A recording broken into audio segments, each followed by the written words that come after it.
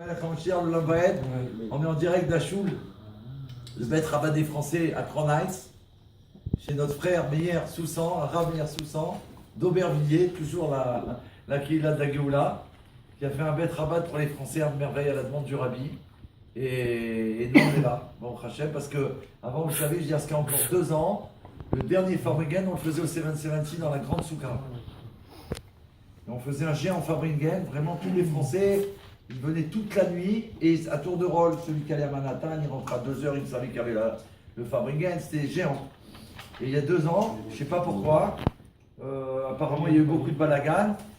Et donc ce Farbringen, il a généré que là-bas dans le 770, ils ont décidé de faire aussi Farbringen. Et de un Farbringen, c'est devenu des centaines de Farbringen. C'était toute la nuit après Simchat Torah. Et donc ils ne pouvaient pas nettoyer. Tu comprends? Puisqu'on faisait Farbringen. Et en plus, déjà, tu as vu la salle, la choule comme elle est quand tu pars. Et plus tous les Farbringen que chacun il amenait, c'était, je te dis pas l'endroit comment c'était. C'est vraiment comme au Beth Amikdash quand on amenait les bêtes là-bas. C'était une horreur. C'est-à-dire, c'était de la sainteté, tu vois. Et donc il y a 2 ans, ils ont arrêté, ils ont dit on ne peut plus faire ça. Et il y a 2 ans, on a demandé où on va aller. Où on va aller, on s'est retrouvé ici chez Soussan, au Hachem, chez Meir. Et cette année aussi, grâce à Dieu. Donc voilà, Dieu il a fait en sorte que les Français, il leur manque un endroit. Puisqu'ils ont été capables de faire là-bas avec comme ils ont pu, et voilà, ils se retrouvent avec un Macom déjà tout organisé. Donc pour le mérite et l'élévation de l'âme du frère à ma femme, mon frère, moi aussi, parce que c'était aussi mon ami, que j'avais promis avant de partir chez le Rabbi Melech HaMashiach de faire un Farbringen pour lui, puisqu'il est parti le 25 Elul, c'est la date de la création du monde. Il s'appelle Yaakov ben Yosef et ben Chana, et sa maman, c'est ma belle-mère, elle s'appelle Chana Badrachel. Et la mère du Rabbi, elle s'appelle Chana Badrachel. Donc j'ai épousé la fille du Rabbi.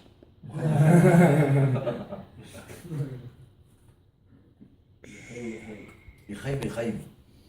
Alors avant de commencer, je voudrais dire qu'il y a ici mon ami là. Rappelle-moi ton prénom s'il te plaît. Hamim, on s'est parlé au 7 2 fois. Et là tout à l'heure après le Kos Bracha, en descendant, vous savez quand on sort de là, on ne sait même plus où on est, quel endroit, quel sens. Ça fait depuis 8 heures on est là-bas ce matin et on est sorti à 8 heures du soir. Donc imagine, on ne sait plus où c'est, la sortie ou l'entrée. C'est de la folie. Et on se rencontre là-bas. Et on s'est dit un mot de Géoula, tu vois, moi j'étais en train de faire Veiten Necha, la prière qu'on fait après Motzi Shabbat pour la protection toute la semaine. Et il me dit j'aime bien rester, non tu m'as dit j'aime bien voir ici parce que même si on ne voit pas encore pour l'instant le roi, il m'a dit le fait de voir le divin, le spirituel, il m'a dit c'est très très grand, c'est très très fort. Et je pense que ça c'est ça qu'il faut se rendre compte. Pour vous, ça doit être peut-être dur pour ceux qui n'ont pas vu le Rabbi. Ils se disent, j'aurais aimé être là, mais il faut savoir une chose. Moi qui ai vu le Rabbi, 35 voyages, ça veut dire environ 6 ans. 88, 89, 90, 91, 92, 93, 94. En 8 ans, j'ai fait 35 voyages. Bon, voilà. Donc, mais après, j'ai dépassé maintenant ça a dépassé les 100, ça fait longtemps. Donc j'ai fait les 2, on va dire avant Gimel Tammuz et après. Mais là, ce qui se passe, c'est au-dessus des merveilles. C'est au-dessus des merveilles. C'est incompréhensible. Ça veut dire, tu comprends, je peux pas. Même les filles, elles étaient impressionnées quand je leur expliquais ça. On est là. Ça veut dire, si c'est pas vrai, ça peut pas exister. On peut pas être là tous autour d'une chaise à 3 à 4 heures en train de faire c'est pas vrai. Tu comprends, à un moment, tu ne peux pas rester. C'est parce que c'est vrai, tout ça. Donc, je vous ai promis un cadeau. Donc, pour mon beau-frère aussi, pour le Rabbi. Et bien sûr, pour un cadeau, je vous vraiment, au nom de tous les Français, car moi, Dieu il m'a permis de venir avant Rosh Hashanah. Donc, déjà avant Rosh Hashanah et à Rosh Hashanah, et le Shabbat qui a pris après Rosh Hashanah, j'ai pris un demande spécial pour les Français. Et j'ai demandé au Rabbi, puisque cette année, je n'ai pas pu faire le groupe comme d'habitude. Mais bon, on était là, vous avez vu que le groupe il a fonctionné encore au-delà des merveilles. J'ai demandé des brachot. J'ai demandé des brachot à Hachem pour que tous les Français qui viennent, ils vont trouver une place où dormir, la largesse, et qu'ils vont être bien accueillis, que tout va bien se passer. Et c'est ce qui s'est passé. Il y en a plein qui m'ont demandé, David, j'ai pas où dormir ce soir, David. Je les ai amenés à la soukha du Rabbi, je les ai pas revus après. Donc c'est sûr qu'ils ont bien dormi, tu vois. Je te rappelle, hein, si je ne trouve pas, personne ne m'a rappelé. Donc ils ont tous trouvé un makom, un endroit. C'est géant. Merci Hachem. Donc voilà, une fois,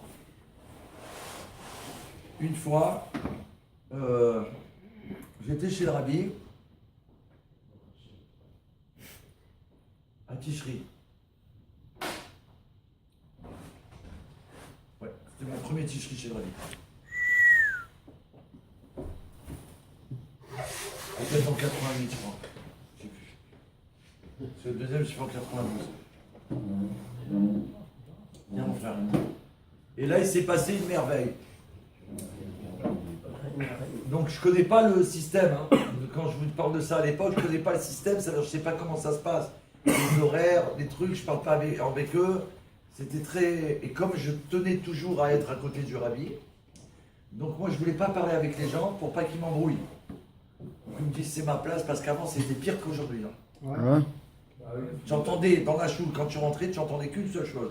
Makom Sheli, Makom Sheli, Makom Sheli. Son bleed alors. C'est tout ce que j'entendais. Son Makom Sheli, du Makom fou. Sheli. Ouais. Avant, c'est lui qui s'est blessé. depuis que j'ai été jusqu'en 94, Makom Sheli, Makom Sheli. dire quoi? Donc je dis c'est mon Non, Makom. ma place. C'est ma place. Il n'est pas Macom, je disais Macom Kavoua. Non, ou Makom Shikavoua. Macom Kavoua, c'est ma place. Ça fait 30 générations qu'on Voilà. est là. Casse-toi, c'est quelqu'un Si ici. tu veux leur dire, tu peux pas, ils habitent là, c'est chez eux, tu te dis. Et moi, déterminé, dès que j'ai connu le Rabbi, après j'ai dit, je peux pas là. Donc je priais, je vais faire quoi? Je vais me bagarrer? On n'est pas des bagarres, on vient pas chez le Rabbi pour se bagarrer, chas v'shalom. Et moi à l'époque, j'ai jamais vu de bagarre ici. Donc je venais, je priais. À chaque fois que je partais ou je prévoyais là-bas, je priais. Je dis, Hachem, je t'en supplie, je vais là-bas que pour être à côté du Rabbi, moi. J'ai besoin d'être à côté du Rabbi pour mes frères, pour les ramener, pour leur donner la force. C'était ma prière, ma seule prière d'ailleurs. Et grâce à Dieu, Hachem me répondait, j'étais tout le temps à côté du Rabbi. Peu importe où il était, puisque je ne connaissais pas les endroits, je me retrouvais à côté du Rabbi. C'était un truc de fou. Et une fois, c'était le grand Fabréguen. Et donc là, tu peux même pas envisager de monter. Il y a tous les Chassidim, il y a tous les Ekenim. Tu peux pas. Là, tu peux pas passer là. Il y a les secrétaires du Rabbi, il y a des radars là-bas, tu vois. Pas. Et surtout, il y a le Meller qu'on voit, quoi. Là, il est là. Il se cache à nous pour voir qui c'est, qui vient, qui fait des efforts, qui monte sur une chaise, qui monte sur un poteau, qui fait une calipette. Il regarde tout le réveil. Donc qu'est-ce que je fais? Une envie folle, elle me vient. C'est Minra. J'entends Minra. Et je vois que le Minra, il ne va pas devant le Rabbi. Je vois, normalement, c'est devant quoi la prière. Moi, je ne savais pas que pendant les fêtes, c'est où il y a le Fabréguen. Et je le vois qu'il reste là-bas.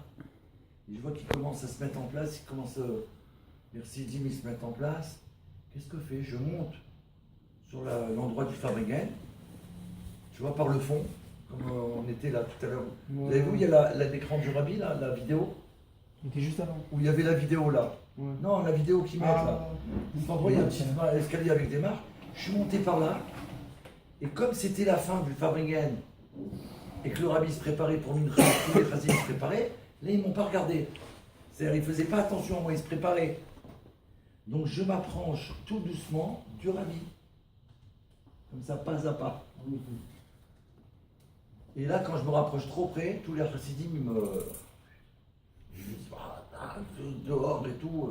Je dis, yes, ok, truc, et si, et là, je fais semblant de me tourner, je sais plus ce que je fais, mais là, je sens que je peux rien faire, tu vois. Et tout d'un coup, Hachem m'envoie une idée, le Guillaume, là. Alors, j'ai dit, ok, qu'est-ce que je fais? Je fais semblant encore d'avancer, tout s'il dit, je dis, ok. Je fais, ok, et je me retourne.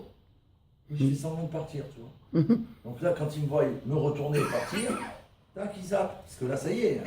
Ashre, je vais t'écha, Audelu Khazela. Ashre, j'ai Karalo. Donc moi, je recule un peu. J'attends, j'entends le Kaddish qui commence. Je te jure, je sais pas ce qui m'a pris, mais merde. Ça, c'est les forces d'Hachem. J'entends le Kaddish qui commence. De temps en temps, il y en a un qui se retourne pour voir si je suis encore là. Et là, Baruch Hashem, la Hamida, elle commence. Je me retourne, je cours, je me mets à côté du Rabbi. Je me mets à côté du Rabbi Shalom. Je fais 3 pas en arrière. Sur l'estrade. À côté du Rabbi. Au Quoi Sebati, en bas. Quoi, comme la place. Il était là tout à l'heure. De combien de centimètres? Là, il est là, le Rabbi. Non. Je suis fou, fou. Oui, fou. Quoi, la place d'aujourd'hui, quoi? Tu filmes là? On en live? C'est un live, je vous ai dit, c'est un cadeau. C'est Hachem qui m'a fait ça, c'est pas moi. Je me mets à côté du Rabbi, maintenant je peux plus reculer. Je suis là, le Rabbi est en train de faire la mida. Folie. Les mecs ils me regardent. Ils ont envie de. Ils peuvent pas, c'est la mida. Ils peuvent plus bouger. Et moi je fais mes 3 pas comme ça devant eux. Et je me mets à côté du Rabbi, je fais ça, et puis tout d'un coup, je réalise. Je réalise comme ça et je fais. Et je me dis, David ne respire plus. Ne respire plus. Je me disais à moi, ne respire plus. Je voulais pas que le Rabbi m'entende respirer. J'avais honte. Et moi, je pouvais plus bouger. Et j'ai fait la mine à côté du Rabbi, le Rabbi m'a laissé. Oh là là. Il savait que ça me... Tu comprends, le Rabbi? Au-delà de la folie, faire plaisir à un juif, il m'a laissé faire la mida de Mincha à côté de lui. Jusqu'à la fin. Et je voulais plus respirer, j'avais peur que mon cœur, le bruit, que le Rabbi l'entende. Et que ça le dérange et qu'il me regarde. Et que Chasvé Shalom. Voilà ce que je voulais faire comme cadeau. Que Dieu soit béni. Une folie, une folie. C'est quelle place exactement, ça? Après, c'était fini. Quand le Rabbi laisse, il ne peut plus rien dire, mon frère. Bah oui. Le Rabbi ne s'est pas retourné pour me dire quelque chose. Ils savent que le Rabbi, il n'y a pas de problème. Ah oui. Il t'a regardé. Très fort. C'était la mida. Il t'a là. C'était la mida. Et après la C'est sûr mida, qu'il il m'a t'a regardé. il m'a pas regardé, il était dans la mida. Mais c'est sûr que le Rabbi savait déjà à l'avance tout ça. C'est le Et roi quand la Mida. mida s'est terminée, t'as regardé? Hein, quand Quand là, la je mida, me rappelle pas ça. Après, je pouvais plus. Je te dis, je voulais m'empêcher de respirer. À quelle place c'était? En haut, où il y a la chaise du Rabbi. Mais c'était quoi pendant la fin? Fabriken, après là, comme aujourd'hui, on a fait Fabriken. Ah, tu parles de ce. Oh, Là, où il y avait Mincha, le Rabbi il a fait Mincha ici. Il avait fait une ici Ils ont au lieu de fait faire Mincha là-bas. ici, ils ont annoncé, je vois que le Rabbi bouge pas. Moi, je me suis approché, je dis, je vais voir. Je vais être à côté du Rabbi. Ah, ils sont- Je vais rester là-bas. Et tu t'es mis à la même place que t'es aujourd'hui, en vérité? Ben, là-haut, oui, exactement. C'est peut-être pour ça qu'il me laisse maintenant. Ah, c'est là-bas. peut-être pour ça qu'il te laisse Mais aller je là-bas sais pas, c'est le maintenant. Rabbi qui a dû faire. Il a dû faire un sac. Oh là. Non, que Dieu soit béni, vraiment. C'est pour ça que je dis qu'il faut remercier Dieu.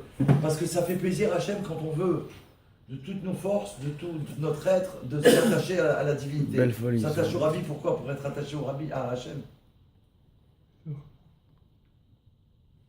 Prier à côté du Rabbi comme ça? Non mais. Et après, je vous assure que j'ai raconté ça à un copain. Parce que là, je voulais raconter comme ça. Mais quand j'ai raconté ça, comment on dit, la première version, le soir quand on est rentré, le premier, comment on dit? Le premier jet. Quand je suis rentré, on est rentré. Tiens, bah, c'est qui est au Lila?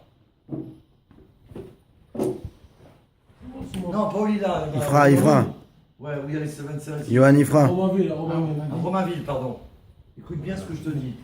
Tu sais celui qui prépare la Séouda au Lila, à Romainville. Ouais. Comment il s'appelle déjà? Tu vois le monsieur là? Très bien, c'est C'est là, il joue de. C'est un musicien, c'est un musicien. C'est pas lui, c'est pas celui que je suis conscient. Non, tu sais, il a une grosse basse là. Ouais, exactement. Voilà.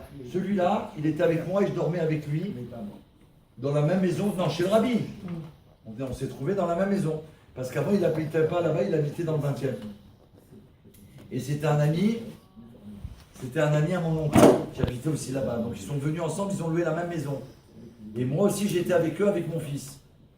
Donc le soir, quand je suis rentré, écoute 2 minutes, Merida. J'arrive là-bas. Dès que j'arrive, j'étais tellement fou. J'ai prié Mincha à côté du Rébé. Pas moi, j'ai prié. Je me demande comment le Rabbi m'a laissé, comment c'est possible. Pas d'un air de dire j'ai prié, parce que je te dis, je pouvais plus. Et j'ai dit, il faut que je te raconte quelque chose. Je lui ai raconté dans les détails, il en avait les larmes aux yeux. Il me dit, David, je t'en supplie, il m'a dit. Prends tout de suite un cahier, écris tout ce que tu viens de me dire. Tu vas oublier après les détails. Il y a plein de détails qui sont partis parce que j'avais raconté les pas que j'ai fait, comment je me suis empêché de réparer, de respirer, comment je regardais les gens à côté. J'avais peur qu'ils me mettent dehors, je savais pas, tu comprends? Tous les détails j'ai raconté. Et j'ai pas marqué. Chaim.